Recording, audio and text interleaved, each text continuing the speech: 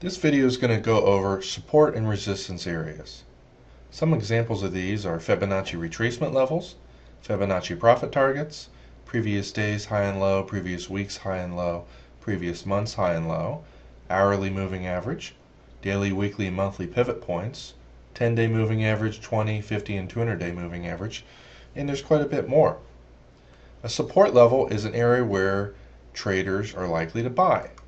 For example, let's say this is the previous month's low and price is coming down to it.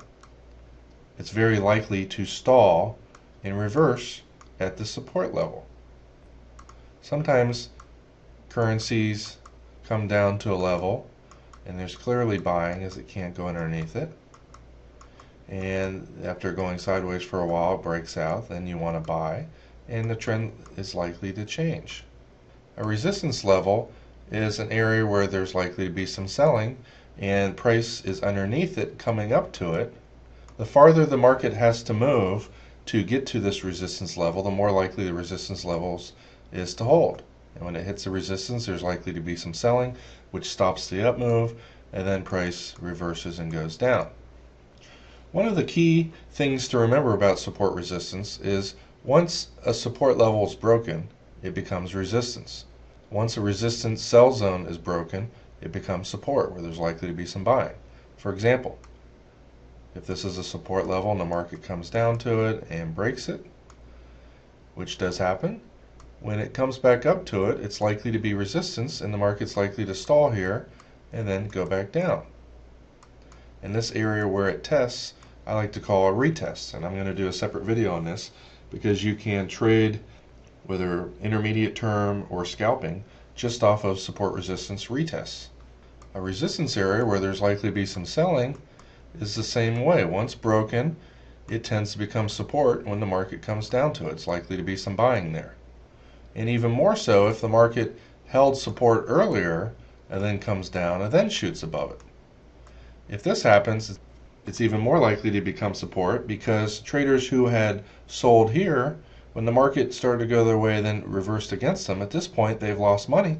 And so when the market comes back down to where they initiated a sell position and they're looking to get out of that trade by covering their short position by buying here, and that adds to this level acting as support now.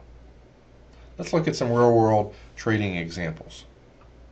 Notice this resistance area right here. It's the previous day's high. And when the price came up to it the first time, it shot above it, and then coming back down, it did not act as support, and therefore the next time it hit and the next time, the price wasn't able to get above it. Notice the previous day. Price broke above the previous month's high, hit the previous day's high, acted as resistance area, the price came down. Once price broke above it, it then becomes support, and there was buying here and here. And when you see a level get broken and then it comes down and price really can't get underneath it, it becomes a decent place and a high probability place to buy, mainly because your risk is very tiny. If you saw this come down and then went long somewhere around here at 46, your stop is less than 10 pips away, and the trend's likely to continue trading in the direction of the trend. And you can see price kind of bounced around between the previous day's high and the weekly pivot level. Sometimes price goes slightly beyond it. Notice it came down and found support at the previous day's low this day and a monthly pivot. Once it broke, the price fell another 20 pips. You would expect this to act as resistance, and if it came back up to that level, couldn't get above it and started to go down, you'd short. But once it breaks back above an area that should be resistance, then you're looking to buy. The resistance area once broken is a sign of strength, and the trend's likely to go up. And notice at the time, the weekly pivots here, it was stuck in between these two areas. You don't want to buy here with a likely sell area right above you. But if you find an area that gets broken out and the next likely sell area is a great number of pips away, in this case 30 pips away, you have a very high probability trade because you're risking 10 pips with a good chance of making 30 pips or more. Doesn't mean it's going to stop at this point, doesn't mean that it's even going to get to this point, but this is the next major area where there's likely to be massive selling, and above that here. Fib levels also act as support resistance. If you see it move up, Somewhere between the 50 and 62% retracement, oftentimes there are buy orders and the price continues.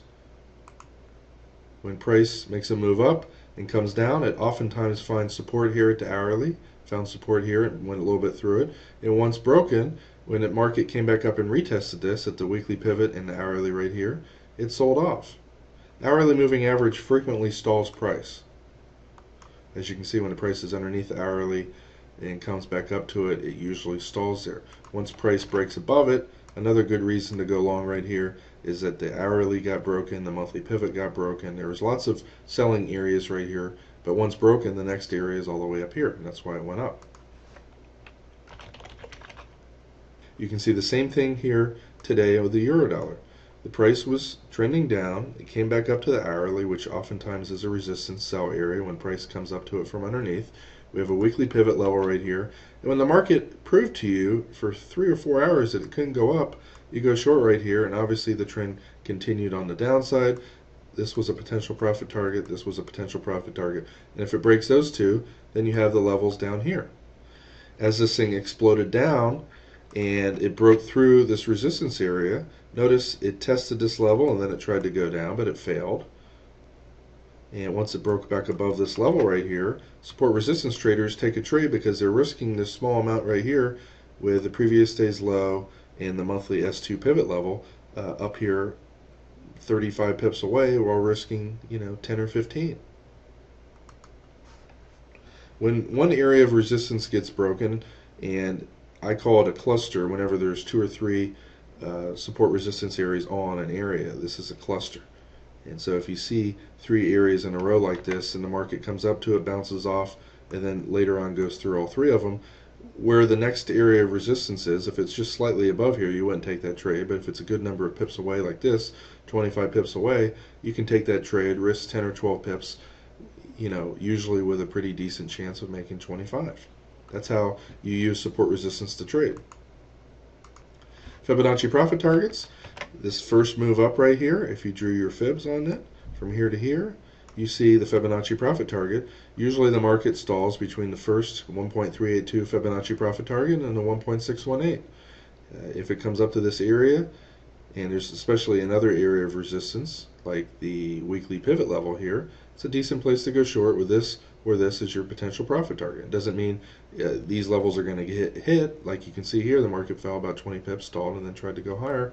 When it failed to go above this level and came back down, you could have also shorted it here, because you now have a double top up here after a pretty extensive up move. Notice how many times the pound dollar comes up, hits hourly, and acts as resistance, and comes down. Comes up, hits it, acts as resistance, comes down. Same thing here, same thing here, same thing here, before the trend finally continues. And then today, when it comes back up and hits the hourly, it acts as resistance. If there's any other level right at or near this level, it becomes even more powerful. So this becomes a place to look for sells. Doesn't make that much money. Again here, doesn't make that much money. And at this point, the market breaks above it. You don't want to buy right here because you have these 2 areas of selling right above it. The likely direction is still down, and when it fails to go higher, false breakout right here and goes down, you go short. With this down here is your likely profit target. Also, the whole and half numbers tend to act as support resistance. So support levels that get hit without that much intensity tend to reverse. So you want to add our FX trend intensity on the chart and the IntelliTrend. And if you see these levels get hit with not that much statistical weakness, then it's very likely to reverse. And anytime you see a down move, you can draw your fibs on there, and you can see it touched the Fibonacci profit target to the pip, and there was less momentum that time than the previous move down. So, the market reversed. This resistance area got hit with incredible strength, so it becomes less likely of a place to sell. And if you do sell here, once it starts to break down and it comes down, you see less momentum to the downside than before, then it's not very likely to go through these support levels on the bottom. This is where our tools, combined with just an ounce of common sense, can help you as a trader. Notice this level here. It's probably a Fibonacci profit target of this. It is, to the pip. We have a weekly pivot level here, and the momentum to the up move was half of what it was before. It's very likely to stall here and aggressive traders can go short there with the hourly moving average as their profit target. It's 25 pips away while risking less than 10 pips. And anytime you can take a trade that's 50% or more, in your opinion, likely to work, where your profit is 2, 3, 4, 5 times bigger than what you're risking, you got to pull the trigger. That's the real secret to trading. Small losses, big wins. And you only do that by looking at where support resistance is, how far it is away from where you want to get in the trade, and is it worth taking the trade. If there was major support right here, you wouldn't have wanted to sell there because the likely reward does not justify the risk. It has to be at the very minimum 1.5 times or more likely profit versus what you're risking. Here the price came up to the hourly, and you can see there was some selling there. It was clearly resistance, and there's another resistance area right above it. It came up with less than extreme momentum. The previous trend down was pretty weak. Notice the monthly pivot acted as support. There was buying here. Once it breaks above that level, you might decide to get into that trade with your stop underneath the low here, because the next resistance is all the way up here, 20 pips away. You're risking less than 10. Once it goes up a little bit and comes down, you're a little bit nervous here. But notice the move down here had almost no weakness in comparison to the strength. This is not any kind of strength to write home about. It's not that special, but it is more momentum to the upside than downside. So as this starts going back up, you move your stop up to break even as soon as it breaks out again, and this is your likely profit target because the market didn't have that much strength. If it had plus 20 strength or higher, you might wait and hold on and try to catch a likely further upside move. And the fact that this market went up to these resistance areas here with moderate strength followed by even less strength, if it makes a double top or a higher high with half the momentum of before, it's very likely to reverse. You might go short right here and the bars go red, and this is your next profit target on the way down. And notice how the market stalls right here. It also does not have extreme momentum, so this support level is more likely to hold because the weakness isn't that much. So you get out of that trade right there with 10, 20, 25 to 30 pips while risking, again, less than 10. That's the whole key behind support resistance trading. And when levels get broken, you can use the retest concept, which I'm going to have a separate video on. Let's try to find one of those examples. I see two examples of retest on the chart here. The market breaks the previous day's low with off the charts momentum. Anytime you see this, it's called a trend explosion system. Usually the trend continues in that direction. Comes back up to the previous day's high here and can't get above it. You might have gone short somewhere around right here. And as the market's coming down, notice there's just no weakness anymore. And at the lower containment bands, the price oftentimes reverses, and that adds to this trade being less likely to work. But you got to get out of that trade with a small profit. Here it comes up to the hourly. Notice that they're selling. It's resistance, like I said. Once it makes a higher high and comes back, and you see that it doesn't break down underneath there, this is a good example, again, of retest. Notice how the hourly combined with the weekly pivot, and you had another support area underneath here was a support area. The price was above the hourly, pulled back, and the momentum was decent, but as it goes sideways right here, it went positive. And you have a nice little wedge pattern right here where the volatility gets smaller and smaller, and those breakouts tend to work. And the bar color, even as the breakout was happening, was dark green, which adds to your probability. And this is a likely profit target. It's a good distance away. Never take a trade where the next sell area is just right above where you're buying. That doesn't make any sense. This is another example of retest. It exploded up with incredible momentum, which, that gives you a higher chance of this level getting broken and therefore price going to the next level. The price came back down and tested the weekly pivot level right here and wasn't able to go underneath it. It also didn't have that much weakness, and so buying it once it broke that trend line projected off the highs was a decent place to get in because you're risking the tiniest amount. You're in this trade around 67, your stop might be at 61, it's less than 10 pips. Your profit target's up here around the whole number.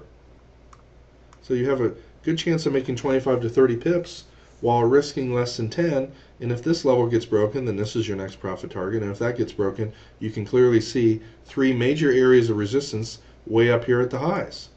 One of the reasons it went that far is because the market was extremely strong before, and it became extremely strong again. Our real-time tools showed you that. As this thing was going up, notice the momentum keeps getting stronger and stronger. So you hang on the trade.